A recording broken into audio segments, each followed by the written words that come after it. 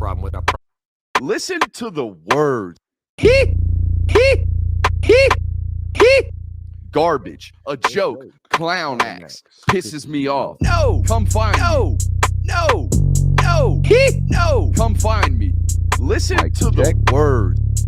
Come find me. Garbage, a joke, clown acts, pisses me off. I ain't hard guy to find. I promise you that shit.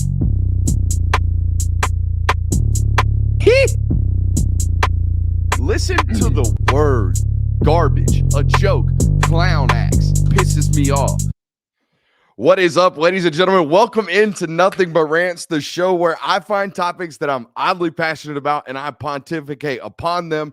These are not hot takes, but rather takes I'm hot about, like this one right here. I had a buddy of mine in college. He shall remain nameless, but he had this really, really great spot in Atlanta, like Midtown Atlanta, dope pad, just been renovated.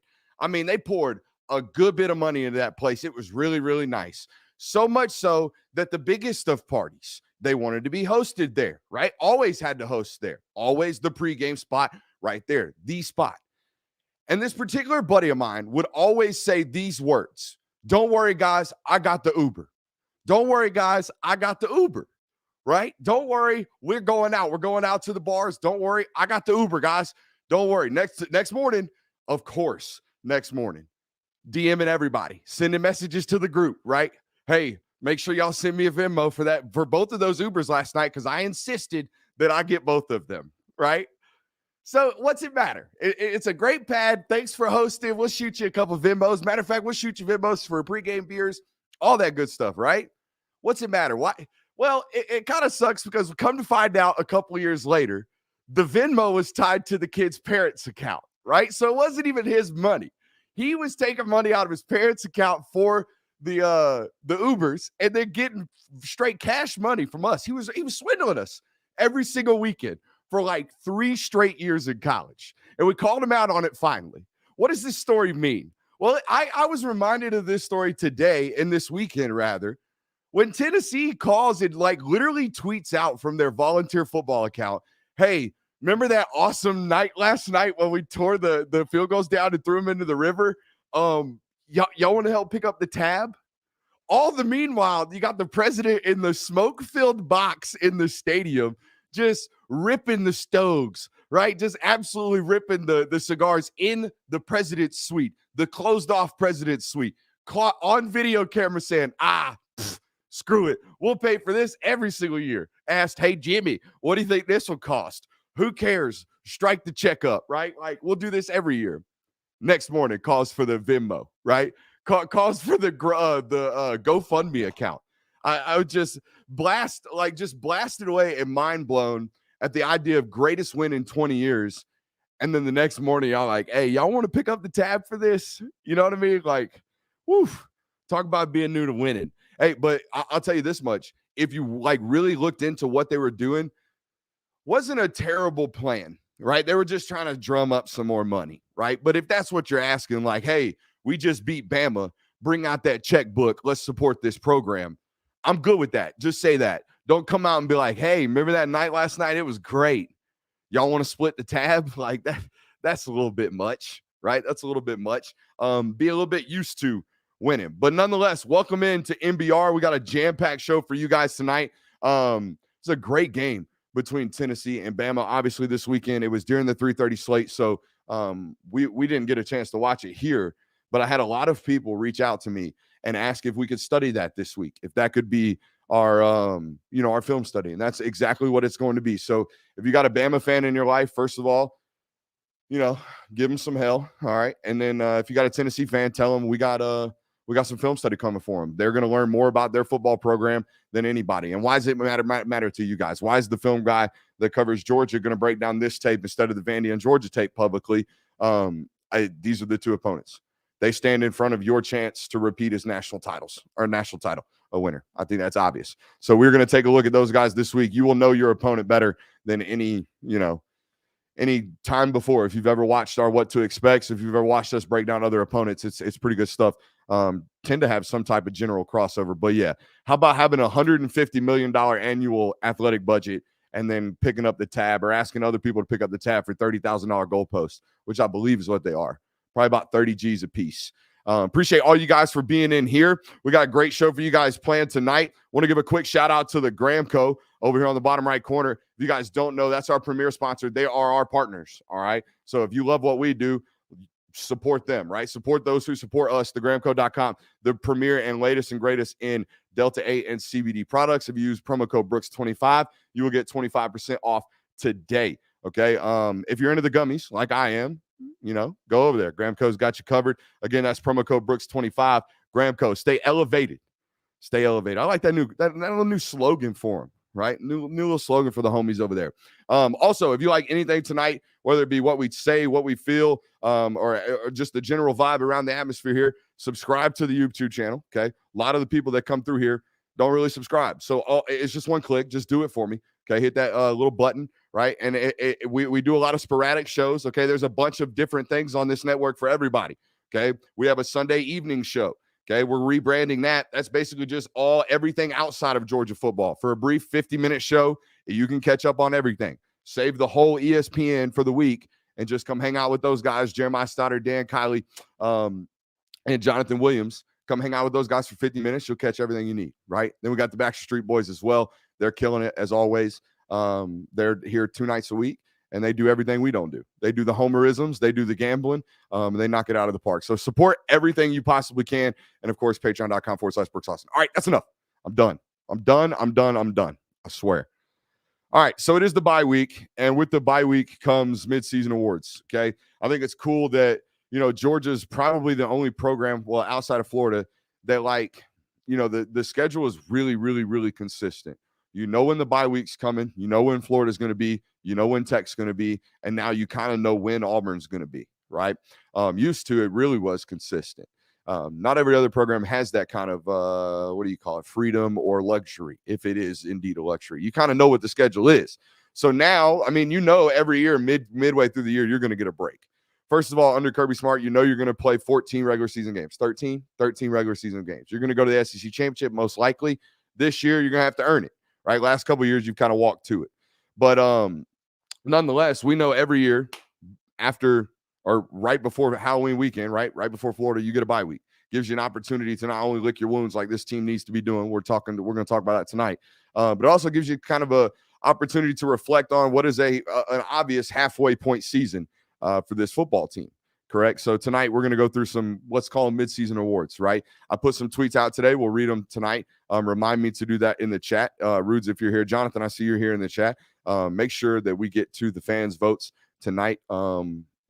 I know you had a viral tweet, not a viral tweet. You ratioed me today. So congratulations to you guys. Some of y'all got some great feedback, some really good answers in that thread today on Twitter. So great job to you guys. We're obviously going to talk about breakout players.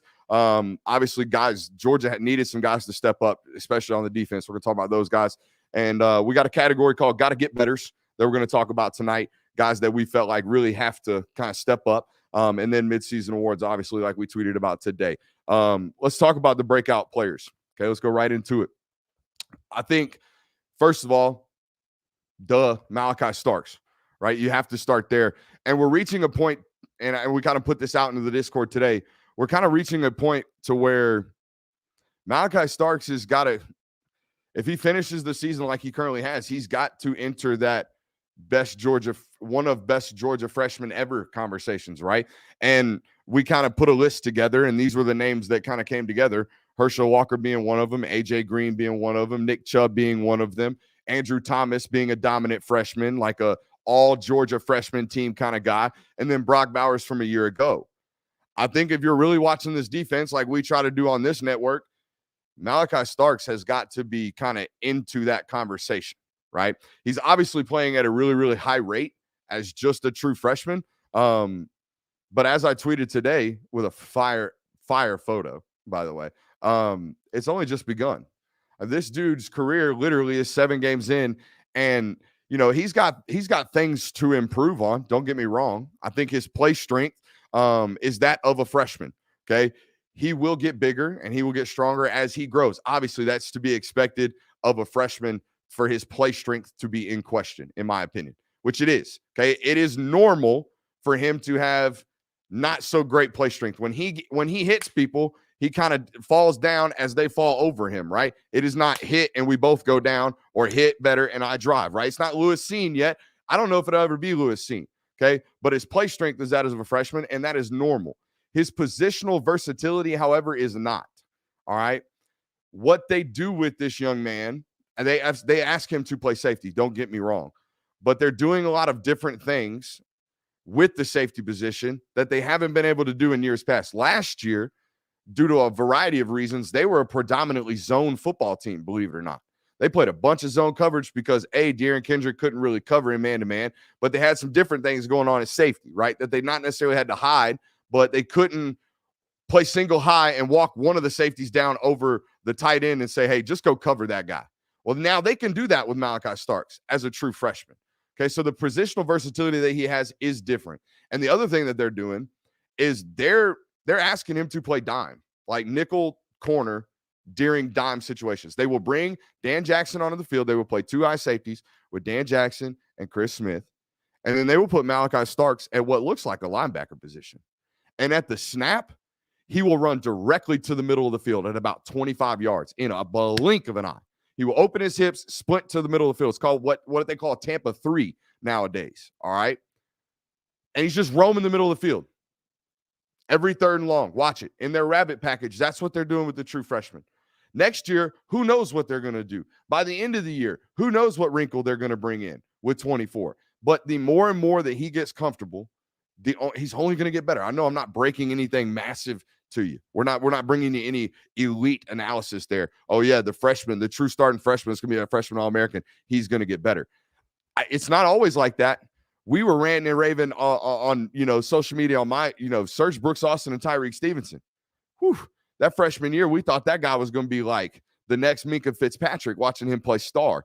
It doesn't always progress. This one's going to progress, right? This one's 100% going to progress. I think another breakout player, if you will, for me, is got to be, let me get center frame.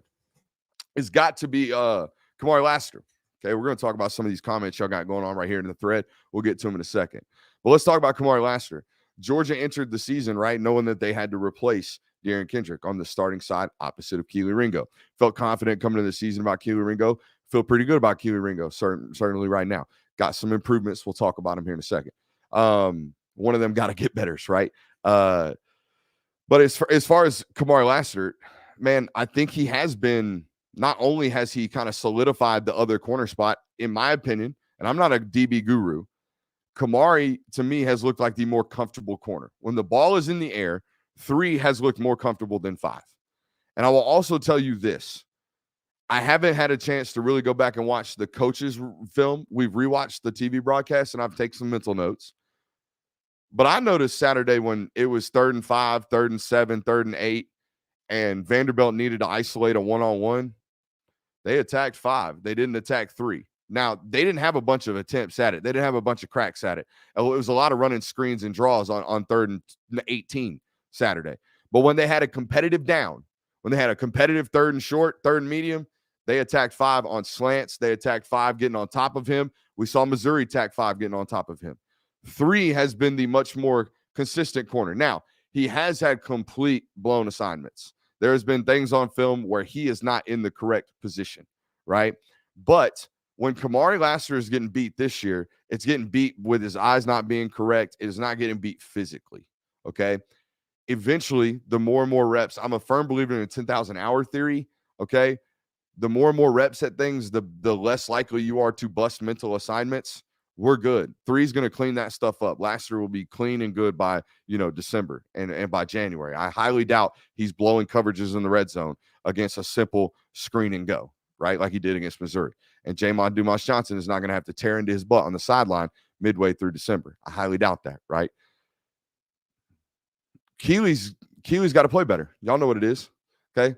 He didn't, going back and look at it, and Cole Wilcox, and I'll give Cole credit today. We were talking about it today. I haven't had a real chance to watch the all 22. It's hard to watch it on the TV copies, particularly the defensive backs. They go out of your screen really, really quickly.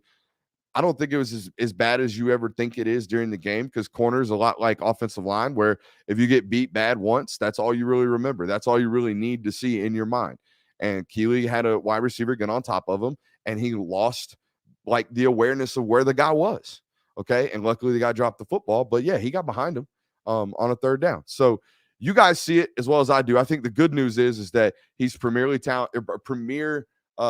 premier talent being Keeley. Okay. And Kamari has played exceptionally well. And I don't think either one of them is a guy that teams can go out on Saturday and say, yeah, we're going to attack this dude for 4 quarters. I think Bama, Tennessee, and Ohio State and some of these other teams have guys like that, where offensive coordinators are circling dudes going, oh, yeah, there's my you-know-what, that kind of thing. All right, yeah, we got some guys we're going to talk about in the chat. I think you guys are putting out some really good suggestions here. This next name, I know everyone thought they knew, right? Thought that they knew this guy was going to be a guarantee. So when I say his name, you're going to be like, oh, that's a cop-out. We knew he was going to be good. But to me, Broderick Jones is a breakout player, okay? Because as much as everyone guaranteed him to be great, I didn't know. Last year, I watched a guy beat really great football players with absolutely terrible technique. That's what that was. Every time 58 was on the field last year, 59. Every time 59 was on the field last year, he didn't really know what he was doing. He kind of knew the area he was supposed to go, but he was just blocking the guy in front of him with what God gave him. That's what he was doing. And eventually that's great, right? Eventually that will work if you're truly a 1% God-given athlete, which he 100% is. He's a 1%er, as we call on this network. However, I've seen the 1%ers get beat over time in the SEC if the technique does not improve, right? You can't just continue to walk out on Saturdays and be better than everybody because God made you better, right? Eventually that runs out.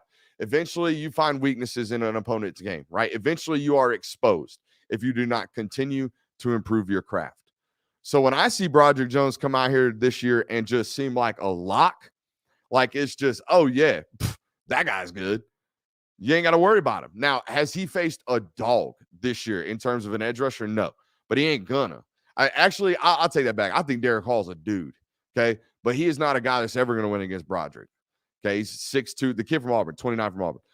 He's a 6'2" edge rusher that's, a really good bender and a great athlete. Guess who else is a really good bender and a great athlete? Amarius Mims. You're going to have to have the avatar effect like Will Anderson and Dallas Turner. We're going to see what the ultimate ceiling of Broderick Jones looks like. Right now, he's playing like a top 25 pick, okay? If he walks through the remainder of the schedule and looks like a strap, like he currently looks like right now, first-round draft pick. Now, again, everybody who was anybody just did the thing last year and just said, oh, yeah, Broderick Jones, mock him in the first round. He's Georgia's next 5-star tackle. I didn't think it was a guarantee. I thought it was he's got everything I would ever imagine a first-round tackle looks like, but he's just getting by right now with his technique. He cleaned all that stuff up. Give it a credit to him. Give it a credit to the coaching staff around him, Eddie Gordon and Stacey Searles. So, shouts out Broderick Jones. This is scary stuff, okay? Scary stuff what he's doing against SEC defensive linemen, but it's going to be really, really scary for NFL guys, all right? Because I think as good as Broderick Jones is playing right now, in my opinion, he's only really playing the tackle position for like 14 games, period. In high school, he was playing, I'm going to stay in front of you. And all the way up and until college, until about 18 months ago, he was playing, I'm going to stay in front of you. Now he's playing football, and that's scary as shit. That is scary as hell because he just now figuring it out, folks. Just now figuring it out. So watch out. He's only getting better. Another guy that I think we have to give kudos to, if you notice, we're going offense, or defense, offense. Okay, so let's wrap out the next offensive guy, and then we'll go to the defense. Dylan Bell, I think, has to be included in this quote-unquote breakout conversation, right? I still don't know who your number one is. If and when A.D. Mitchell gets back, he looked like a number one when he was healthy last year. He hadn't really been healthy this year, but he looked like a number one early in the year. Honestly, against Oregon, he played and commanded coverage and commanded the game like a number one. But right now, you got a roster full of number twos, and Dylan Bell looks like another one. And that's great. You need number twos in college football. What is the difference, right? What is the difference between a number one receiver and a number two? Here's how I can put it. Okay, tight ends can't exist like this. They're not receivers. They're guys that can dominate the middle of the field. Even Bowers, watch him. They do not take him outside the numbers and do a lot of work with him. They might run him outside the numbers on outs, ups, wheels, different types of not gimmicky stuff, but design concepts. But he is not lining up outside the numbers and getting it done. Okay, nobody really is right now on Georgia's roster. That's why they are bunching. However, you still need great number twos. A great number two is a guy like Ladd McConkey. And to me, Dylan Bell confirmed through the first 7 games, really the last 3 that he's really gotten run, that he can be a great number 2 in college football. Very, very necessary. It is a Z receiver, right? We can line them up next to the tight end, and we can run them on a deep out, and he can get open. And most importantly, he can make plays with the ball in his hands after the catch. Will Georgia find an X? We're still finding out. It's okay, though. World needs number 2s, and I think Dylan Bell's a great number 2, okay? For the longest time, even before, the first probably 3 or 4 years under – I can't say that because I thought I thought Ridley was a really good player nonetheless. Y'all have had X's before. Need to get back to having one. You had George Pickens. He was banged up for a while. Don't really – A.D. Mitchell, come on. Get back. That's all they need. That's all that offense needs. And here's how I this is not my theory. This is Trent Dilfer's theory, and this wasn't even the notes. We're kind of venturing off here. I want to talk a little bit football here because that's what we do. There's this, he calls it the triangle theory, how all great offenses have had a quarterback, obviously, starts with the quarterback, and then someone to threaten the middle of the field. Okay, someone to threaten the middle of the field, which can be either be a tight end or in the olden days, like an Eddie George, like a running back, right? Or Steven Jackson, okay, or an Adrian Peterson, right? These big downhill running backs that can really threaten you, like vertically, okay? Like Nick Chubb, okay? And you also need a guy on the outside that can control coverage and press vertically, okay? So essentially, you need a quarterback, obviously. You need someone to threaten the field vertically. Nowadays, it is the tight end, okay? And you need someone outside that can threaten things and dictate coverage. Georgia has 2 of the 3 right now, which is why I think you see them stall out, okay? And we're going to talk about those things in the areas to improve. But that's why you see them stall out, because they're not a complete offense right now. They will eventually, I think, be, okay? And that's what you got to look forward to. That's what you got to be paying attention to. Do you have someone threaten outside vertically? Not bunched, outside. On to the next topic. I think Dylan Bell, to me, proved that he can be another one of these threats from the inside. And they're valuable to an offense, particularly that bunches a lot like they are currently. Seen a lot of JDJ and Smile Mondon breakout player comments in the live threads here. I think if you were here, we kind of anticipated them to be great. And here's why. It's no different than why I think you can anticipate Raylan Wilson to be great. You can anticipate CJ Allen to be great. You can anticipate Troy Bowles to be great. If you give Glenn Schumann a physical pedigree, like a dominant physical pedigree, he's going to make a great football player. If you give Glenn Schumann a dominant physical pedigree and somebody who's instinctually and intellectually great, holy hell. You give that guy a bunch of Dumas Johnsons, Smile Mondons, Jalen Walkers, okay, he's not going to mess him up. He's not. That guy's going to be a baller. So I think when we talk about breakout players, things that we didn't expect, right? I don't consider these guys eligible for this category because we saw it. We knew it, right? You heard about it. I think that's the great thing about college football and the great thing about particularly the football team you guys follow. I think there are some superstars that cover your football team, okay, outside of myself. Some superstars that cover your football team. If a kid's balling in practice, your butt's going to know about it. You are going to know about it, okay? If they're not, you're not going to know, okay? But if a kid's balling, you're going to hear about it. And we heard about JDJ and Smile Mondon for a while, right? Another player breaking out this year for me, Bear Alexander. We've talked about it. I've tweeted about it. Not as big as I thought, okay? Not. But to me, it does not matter. Far, far better football player than you could have ever even projected, and here's why. Bear was a weird eval, not like in a bad way, but just a tough one for a scout, for someone who considers themselves a scout, self-titles themselves a scout. He was hard for me to evaluate because there was no film. The only real film you had was from his sophomore year, and he dominated in a really, really like congested Dallas, like Metro Texas area. Okay. Like a really, really good program in a high contested or highly competitive football environment, right? And dominated as a sophomore. Then you didn't really see any tape. Then he ends up at IMG Academy. And he also, at one point, I mean, there was videos of him riding on a boat with Gunnar Stockton. At one point, thought there may be an opportunity for him to play Raven County. He was all over the place, right? But the moral of the story was it was really, really hard to know what he was going to be because there was nothing to evaluate. And then you turn on the tape, and holy hell, he's a block destroyer, an absolute block destroyer. Moment one, snap one, the moment he stepped onto a college football field. How would you ever have projected that? And I'll be honest with you, I don't know if Georgia projected that. Maybe they did. Maybe they knew. The only thing we ever heard, and we gave you this kind of when he committed, was that he showed up really, really early in his commitment, like freshman, sophomore year, with some alpha dogs at a summer camp and balled out. And it was on the radar at that point. And I think what they saw that day was initial twitch and the ability to shed blocks. And that is what is showing up. Dude, he's stealing reps as a true freshman from really, really good football players in a moment in time where Jalen Carter is not playing. You guys know that. He's not playing. So there's reps to be given. And the names, if you're looking for them, Warren Brinson. Warren Brinson is having snaps taken from him from a true freshman in Bear Alexander. Kristen Miller is having snaps taken from him from a fellow freshman in Bear Alexander. The guy is balling out right now, guys. So there you go. You got an absolute dude, it looks like, on the defensive line in this freshman class. And I think, obviously, all the other guys are really, really talented as well, too. But there's one guy playing right now, and there's one guy taking snaps from a junior, and Warren Brinson, who is balling, too. When I watch Warren on Saturdays, I'm like, damn, he looks good. Damn, he's doing really, really well. All right, let's talk about the got to get betters before we get into midseason awards. Things that I think Georgia needs to get better on. And I think we're going to put an article out on this maybe this week. But yeah, a lot of people requesting that you hit that thumbs up button. I would love that. Please do hit that thumbs up button if you could. I know there's a lot of people in here right now watching.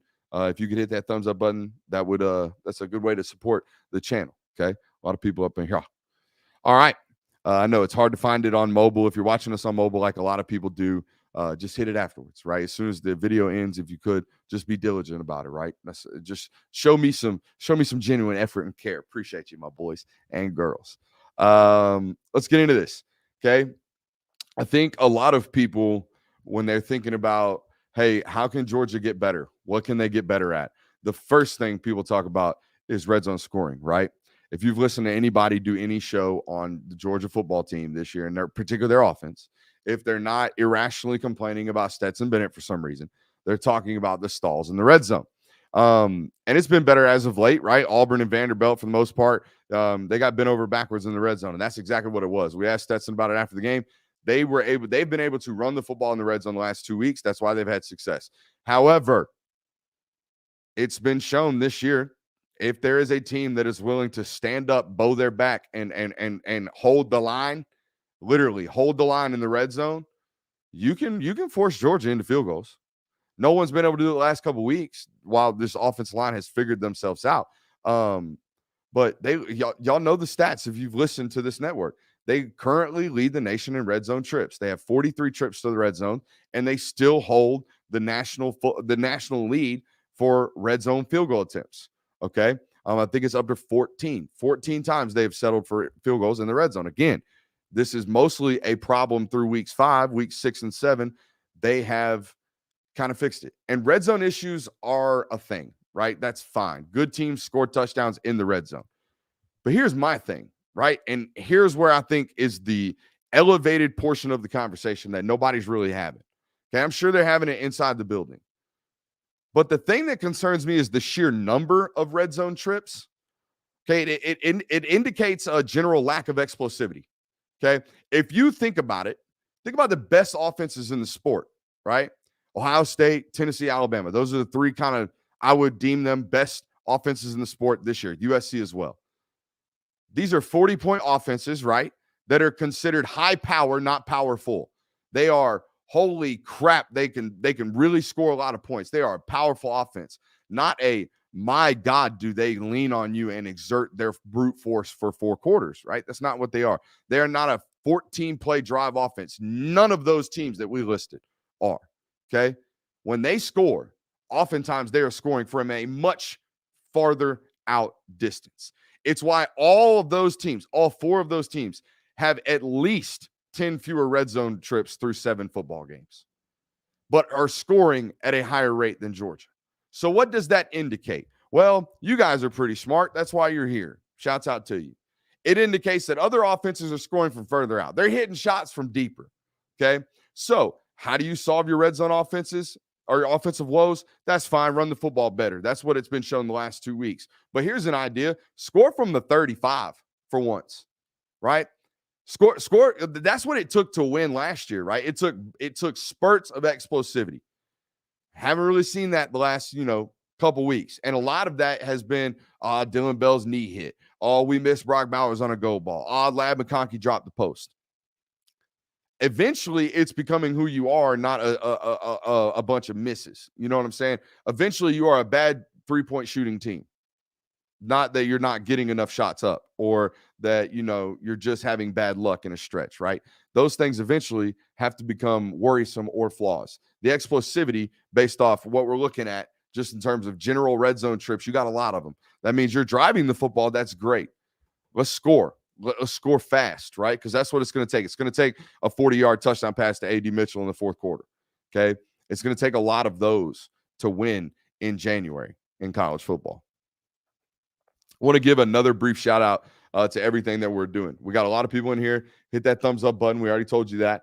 Patreon.com/Brooks Austin. Saw some general banter and talk about that in the chat a little bit earlier. You should head over there. If you care about, I shouldn't say that. If you're one of these people that's really, really into Georgia football and you're like, dang, I wish I could know everything possible about them, whether it be recruiting information, whether it be, what's going on in between the white lines, studying the X's and O's, whether it be, I want a community where we can talk, whether you're one of these people that wants general access to me at all times, patreon.com/Brooks Austin right there.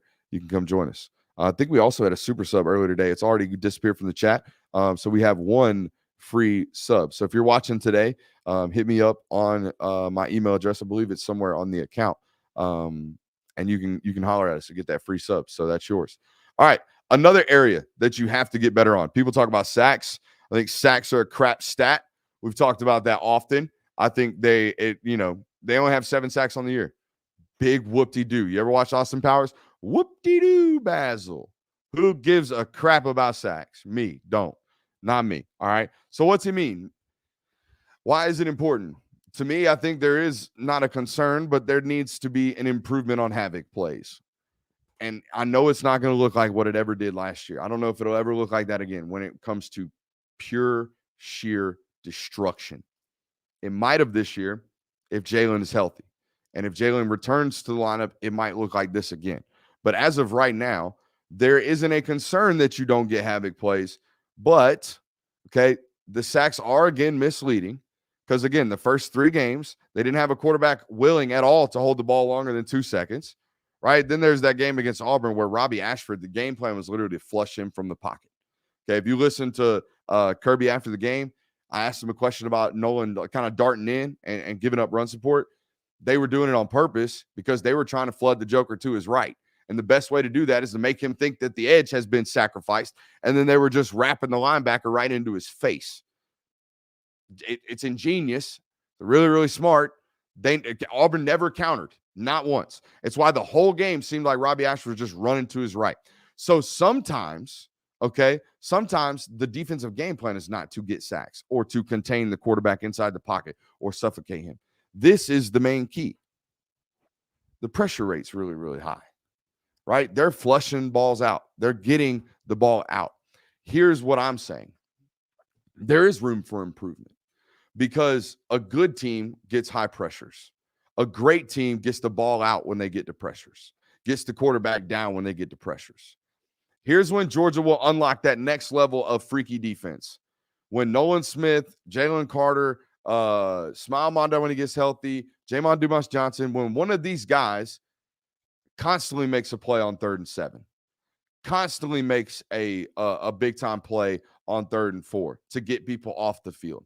That's what happened last year. It was always Trayvon Walker. They designed up a one-on-one for him to win. By God, he won in one early sack on an early down, right? Those types of environments, those types of deals, when that stuff starts happening, the havoc plays, right? Not always sacks. I'm talking about pass deflections. I'm talking about, oh my God, the guard just got shoved into the quarterback's lap and the quarterback had to throw that ball like that. You know what I'm saying? With his butt going south.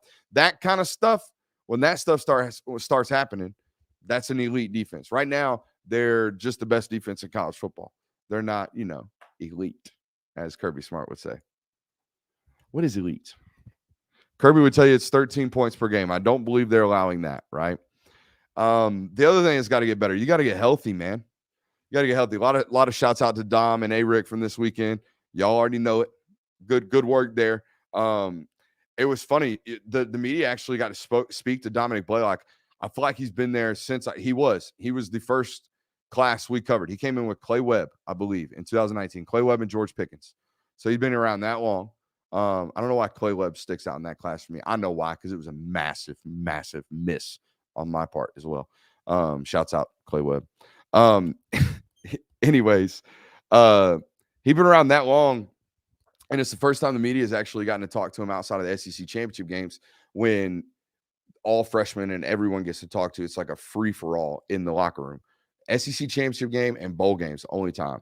The other times you get who they give you, basically. Just a little insight on media availability. So, yeah, it was great to see those guys have some fun. It was fun to see Dom get some shine, obviously. More importantly, it's fun to watch Dom absolutely just dice folks up and make people miss. I knew he was confident physically with where his health was when I saw him return to playing like a banshee in run support. Okay, when he has to saw off the front side safety that's in run support as the defense counters 12 personnel from Georgia, they start sending safeties down. So the only way Georgia counters is saying, "Hey, Kieris, go in motion and go knock the shit out of that safety," or "Hey, Dom, go in motion and knock the shit out of that safety." Well, when Dom started like just launching his body at people, I knew he was healthy, and that's happening. So he's coming back. That's awesome. But the rest of the team does have to get healthy. I still don't think A.D. Mitchell looks even, I'm not going to say remotely good, but he looks really, really stiff. I've had a lot of ankle injuries, a lot of them, like a bunch. Okay. And I kind of noticed what that's stiff. Okay, that's a lot of tape on the boots. He's got both boots on his feet. Okay, looks like boots. Got big clunky cleats, not like skill guy cleats. Got like big mid-top cleats. Okay, with heavy ankle tape. We'll see. Florida is Florida. Okay, he's been dressed out. They've got to get him going though. All right, and get him going early. Okay, this isn't ankle injuries to me aren't something that you can wait a quarter and a half and say, all right, go out there now that you're, the game's kind of in motion. Nah, he needs to be out there first possession, like as soon as the juice is flowing, and his body will never feel better. Okay. He's not going to be close to 100% until you see that. All right. So there we go. This team's got to get healthy. Jalen Carter and A.D. Mitchell have got to get back onto the field for this team to reach like full potential. I still think if your question is, can they win a title? If neither of those two guys ever get back to 100%, or if midway through the season they're not 100%, can they get through the stretch of Tennessee and all those guys without those guys being 100%? Yeah, I think they're good enough, but they're going to have to play much, much cleaner football without those two guys on the field at 100%. You guys know that. But that's what's at stake right now if those guys don't get healthy. All right, let's talk about midseason awards. Okay, I want to go through this list. I want to pull up this Twitter feed right quick because you guys did a great job on this today. Daggum, Jonathan's tweets going hot up in here. All right, I asked out here. I said we're giving midseason awards tonight. Who are your votes? And I want you to drop them in the comments on YouTube. If you haven't already, we'll give out a shout out for whoever has the most thumbs up in the YouTube comments. Make it a little competitive for you guys. Find out who the alpha is around these parts. We're giving out awards. Who's your vote for most valuable player, most improved player, best unit, and biggest surprise? So here we go. We're going to do this on the fly for me. I didn't finish my show notes. My sister came over today, and we're going to do this. I'm not going to make any excuses, but we're going to read you guys' first. MVP, we're going to start with kind of Jonathan's tweet. I mean, it's great because my man put in some serious work here with regards to research. I wish I could throw it up on the screen for you here, Jonathan, but I can't. It says MVP, he voted for Jamon Dumas-Johnson and Brock Bowers. Most improved player, he said Darnell Washington. He's having a career year, best receiving season wise. Best unit, he said the secondary. They ranked first in passing yards allowed in the SEC, 8th nationally. And then said biggest surprise, Dejon Edwards. He leads the team in rushing. I think that's a great comment there. With regards to the secondary, the fact that Georgia is leading the nation in passing, or leading the SEC rather, in passing yards allowed, indicates both, again, the pressure rate is high, but the coverage rate and coverage success is really, really high as well. So shouts out Jay Will right there. Jay Will, a great follow, not only for really, really good articles on Dogs Daily, but a great stats guy on our network as well. He's always got the bangers. If you want to know kind of where guys are when they reach, historical landmarks, or even context to, just wins and offensive success rate and things like that, head over there. Let's see some of these. Let's give you one of mine. I'll give you the most improved on my list, and I got two of them, or two reasons rather why. I've been really, really impressed with Kirby Smart's ability to allow the second string guy to run the offense. Okay. I'm not going to say I harped on it or it was a complaint of mine, but I felt like in years past, you guys watch your backup quarterback come in and hand the football off, as opposed to, can we find out if this guy's been developed in the 2 some odd years that he's been here? Carson Beck's been running the offense, guys. Every time he's in there, I mean, for the most part, he gets at least one drive to go out there and play offense and show that he's developed command of what it is that they are doing. Guys making checks, guys calling protections at the line of scrimmage. He's changing plays. They allowed him to run no huddle, tempo offense, 2-minute offense against Oregon at one point. They are allowing him to play football when he's in there on Saturdays. I don't know about you guys, and tell me if I'm wrong in the chat, but I've watched Georgia football for the 4 years now that we've covered them, and that's new.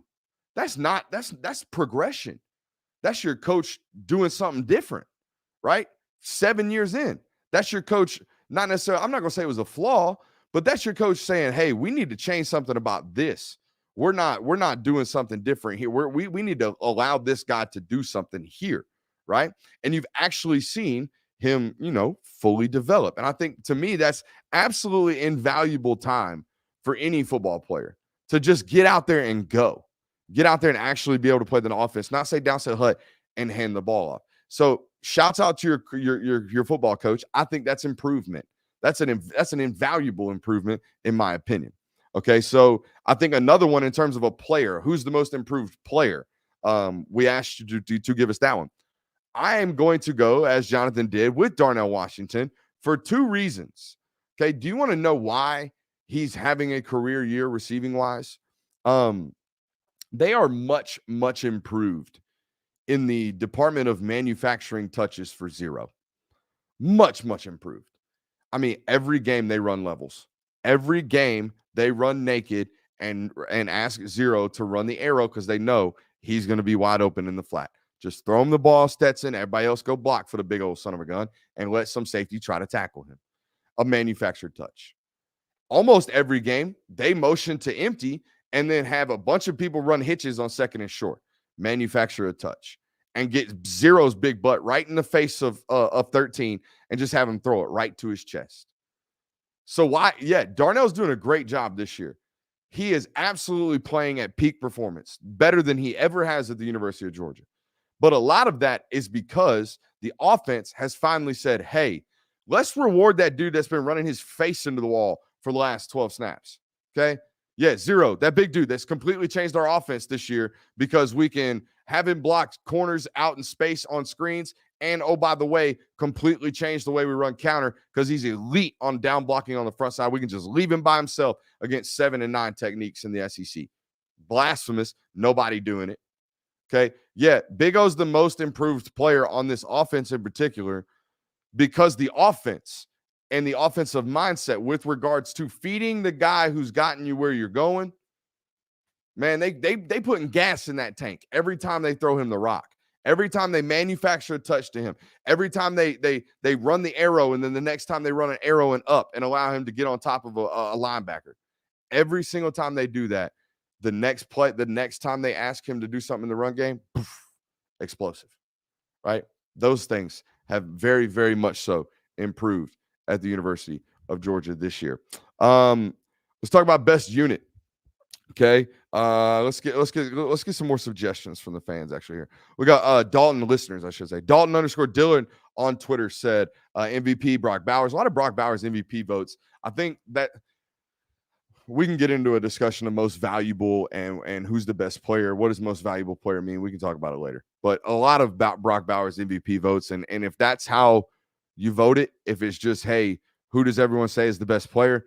Yeah, then we ain't got no debates. It's 19. We all know that. Most important or most improved player, Branson. Or no, he went Brinson. Warren Brinson. I like that, Dalton. I think Warren has played great this year in spurts. But that's been the MO about Warren. Okay, if you haven't gotten it yet, figure it out.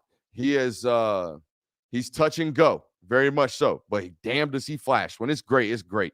Best unit, Dalton said the tight ends. I don't disagree there entirely. Biggest surprise, he said Dejon Edwards. Let's go. Let's hit some more, and then we will give you my best unit. I don't even know what I'm going to do for MVP. Haven't really thought about it. Let's go to Big Dog for Life 93. So that's an elite tag right there. Also goes by Go Dogs. So no name here. We just got elite Big Dog for Life 93. MVP says Brock Bowers, most improved Darnell Washington, best unit linebacker / tight end. Biggest surprise, Malachi Starks. For me, I think I'm going biggest surprise, Bear Alexander. There was no way for me to have nailed that one. I don't think there was any way for anyone but Georgia to have nailed that one. You just had to take the word of those who you trust around that situation with regards to talent evaluation. I knew he was good enough for Georgia to take him. I didn't know he was going to be freshman, like walk onto the field, beating the hell out of grown men in the SEC, which is what he's doing now. So biggest surprise. That's it for me. We already went through most improved. Let's go through best unit. I love what the safety core and the star core right now is doing. I think your corners can play better. But when we're talking about safety play with Malachi Starks, Chris Smith, Dan Jackson when he gets in on dime, and nickel play, particularly Javon Ballard and Tyke Smith, those guys are playing lights friggin' out right now. That's your best unit. The reason you are great in the passing department is because from the numbers in, they can't do nothing to you. Nobody can complete balls from the – think about it. Think about every big play that has happened to Georgia this year. It has been back shoulder ball, corner getting beat deep on top of them outside the numbers, a screen pass getting broke outside the numbers, corner maybe made a misplay, right? Literally, that's the only time you get beat in the passing game, outside the numbers. That indicates everybody else from the nickel to both safeties playing they daggum butt off. Okay, same thing for the linebackers as well. The linebacker unit is elite when healthy. And even when they're not, I think Ryan Davis has played relatively well in his brief stint as a starter as well. Let's talk about what we got left. MVP. Who is the most valuable player of this football team right now? I don't think Brock Bowers is a bad answer because of this right here. He's their only answer on 3rd and long. And that's y'all want to know what the key to offense is? Be great on 3rd and long. Everybody's great on 3rd and medium. Offensive genius note here. Be good on 1st and 2nd down and always be in 3rd and medium. But the reality of the situation is not even great offenses get put in 3rd and long often. Okay. So all that takes is getting stuffed on 1st down, throwing an incomplete on 2nd down, or throwing an incomplete on 1st down and getting stuffed on 2nd down. Guess what? That happens about 3 or 4 times a game, even to the great offenses. Maybe at a much higher rate. When Georgia's struggling, okay, their first 7 possessions against Missouri, I believe they averaged 3rd and 7 to go. That's not great, Bob. All right, so who's your MVP? It's been up and down. I don't even know where I was going. Too much Gramco. We'll see you guys later. Hit that thumbs up on your way out. Appreciate you guys. Ha!